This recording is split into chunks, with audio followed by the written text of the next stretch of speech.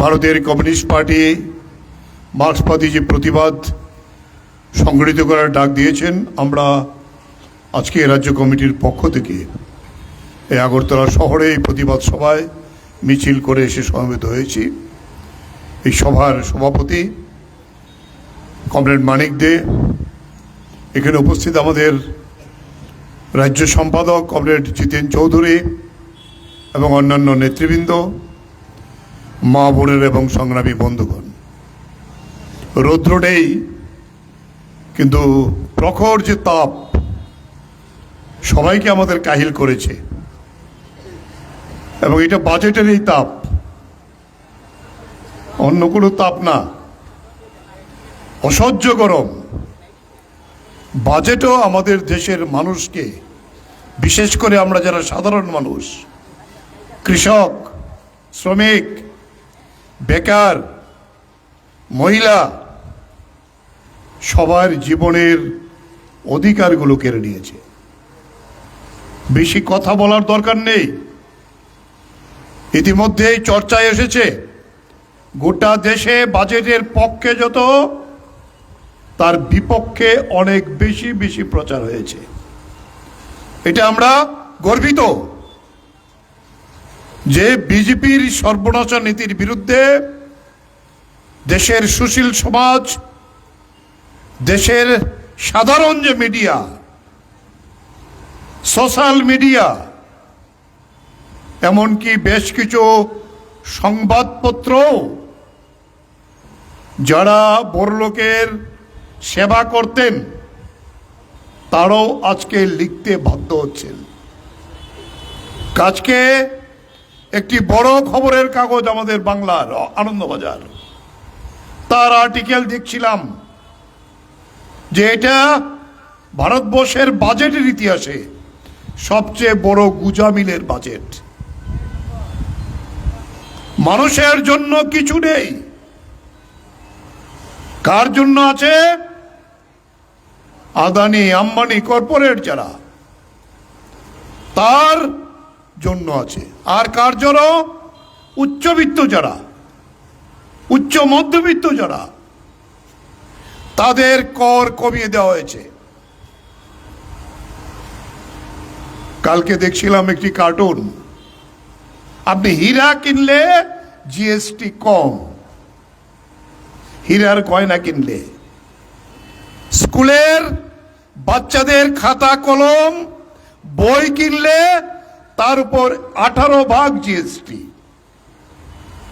এই হলো নরেন্দ্র মোদীর সীতারামনের বাজেট। তিনি আবার উচ্চ গলায় কথা বলেন। পার্লামেন্টে দেখছি রাগান্বিত স্বরে যারা বিরোধিতা করছেন, খুব প্রায় ধমকের সকলে বলছে, যা করেছি ঠিক করেছি।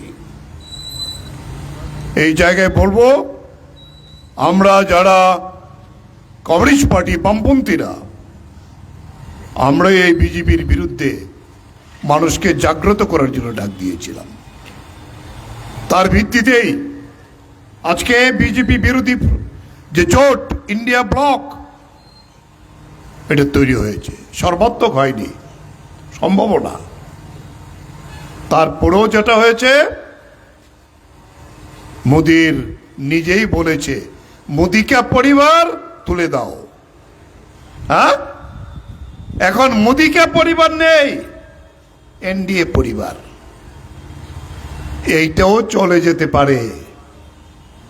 এই বাজেট দিয়ে চন্দ্রবাবু নাইডু এবং নীতিশ কুমারকে উপঢৌকন দিয়ে, কয় না রোগী মরার আগে ডাবল অক্সিজেন লাগে, ডাবল অক্সিজেন দিয়ে নরেন্দ্র মোদী টিকে আছে। এইটাও টিকবে কিনা আগামী 6 মাসের মধ্যে বোঝা যাবে। মেদিনী কম্পন শুরু হয়েছে। কেন উত্তরপ্রদেশে হলো? সরকার থাকবে কি থাকবে না?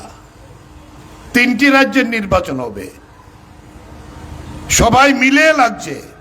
মানুষ কিন্তু কথা বলছে, না মোদি না। এই জায়গায় আমরা বলবো, যেটা সবচেয়ে বড় যে অন্যায় করেছে 376 জন কৃষক 384 দিন দিল্লির রাজপথে বসে মোদীকে বাধ্য করেছিল 3 কৃষি আইন বাতিল করার জন্য। 9 ডিসেম্বর 2021 মোদীর কৃষিমন্ত্রীর সচিব বলেছিল লিখিতভাবে যে আমরা গ্যারান্টি দিচ্ছি, আমরা আপনাদের সঙ্গে বসে এই আইন যে কারণে রোধ হলো এমএসপি আমরা স্বামীনাথনের ফর্মোলজি আপনাদের সঙ্গে কথা বলে করব। এখন একটি কথা বলে না যে কৃষকরা অন্নদাতা, আমরা তাদেরকে বলি শরীরের রক্ত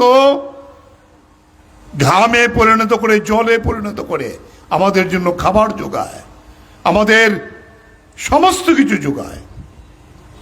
এই বাজেটে তাদের জন্য একটি কথা নেই।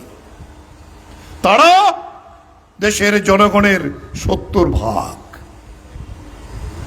কথা নেই বেকারদের জন্য, 20 কোটির উপরে বেকার আমাদের দেশে আজকে নাম লিখিয়েছে কাজের জন্য। চাকরি 33 লক্ষ চাকরি সরকারি দপ্তরে খালি পড়ে আছে। চাকরি দেওয়ার জন্য একটি কথা নেই। কি আছে এই বাজেটে? 1 কোটি বেকারকে 500 বিভিন্ন উদ্যোগপতি ইন্ডাস্ট্রিয়ালিস্ট তার কারখানাতে মাসে 15,000 করে শিক্ষানবিশ হবে ঢুকবে। বেকাররা কি ভিক্ষা চায়? সরকারি চাকরির গ্যারান্টি নেই। এরপরে ওরা যদি রাখতে চায় রাখবে। 1 কোটি লোককে কেন রাখবে? এবং যেগুলি বাছাই করেছে, আমি কালকে লিস্ট দেখলাম, সবগুলো মাঝারি স্তরের শিল্প। আর শিক্ষা নিয়ে যা করেছে আপনি দেখলেন, টাকা দিলে ডাক্তার হওয়া যায়, পরীক্ষা লাগে না। যে আপনার ছেলে মেয়ে 80% 90% পেয়ে পাস করেছে তার কোনো বেরো নেই। বেরো হলো 5 কোটি টাকা 10 কোটি টাকা দিতে পারবে কিনা, তাহলেই শিক্ষক চিকিৎসক হওয়ার গ্যারান্টি পাবে। এই হলো মোদির, এটা হলো সর্বশেষ পৃথিবীর ইতিহাসের মধ্যে এরকম কেলেঙ্কারি হয়নি। তাই এই বাজেটের বিরুদ্ধে আমরা দেখছি পার্লামেন্টের মধ্যে কথা বলতে পারছে না, যুক্তি দিতে পারছে না, গায়ের জোরে দমাবার চেষ্টা করছেন।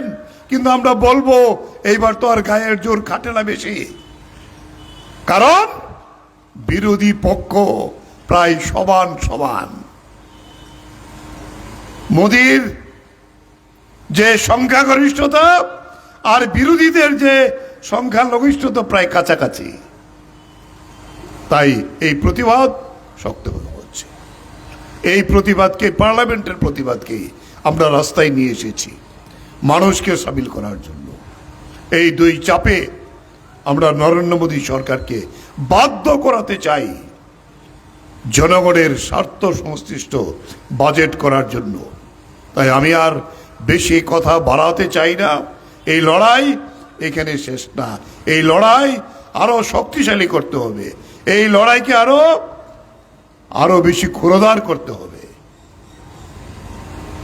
কিন্তু এখানকার যে বিজেপি, মানিক শাহর বিজেপি, এই পঞ্চায়েতের নির্বাচন হচ্ছে 2টো কথা। 100% জিততে চাই, তাহলে বিজেপি ছাড়া এই ত্রিপুরার মানুষ নেই। এবং সেটা গ্যারান্টেড করেছে। 70% আসলে প্রার্থী জোর করে প্রত্যাহার করে দিতে দেয়নি, ব্লক ঘেরাও করে রেখেছে, এখনো প্রচারে আটকাবার চেষ্টা করছে।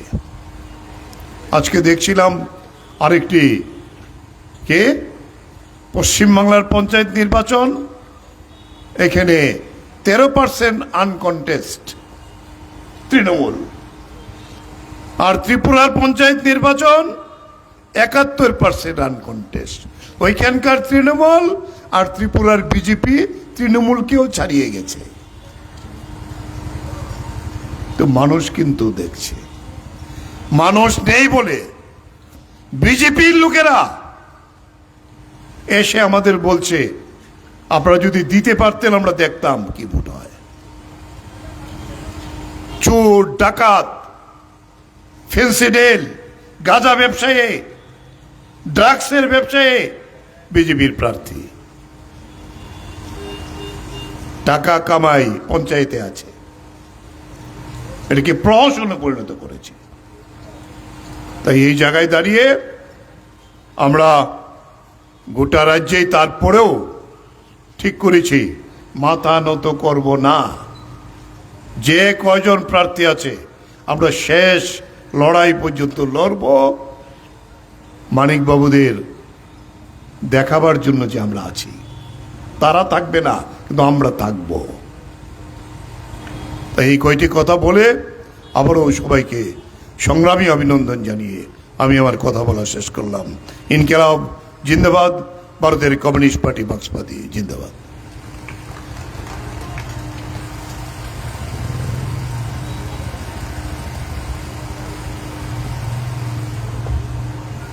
এখন আপনাদের সামনে বক্তব্য রাখবেন ভারতের কমিউনিস্ট পার্টি মার্ক্সবাদীর রাজ্য কমিটির সম্পাদক তথা রাজ্যের বিরোধী দল নেতা কমরেড জিতেন চৌধুরী।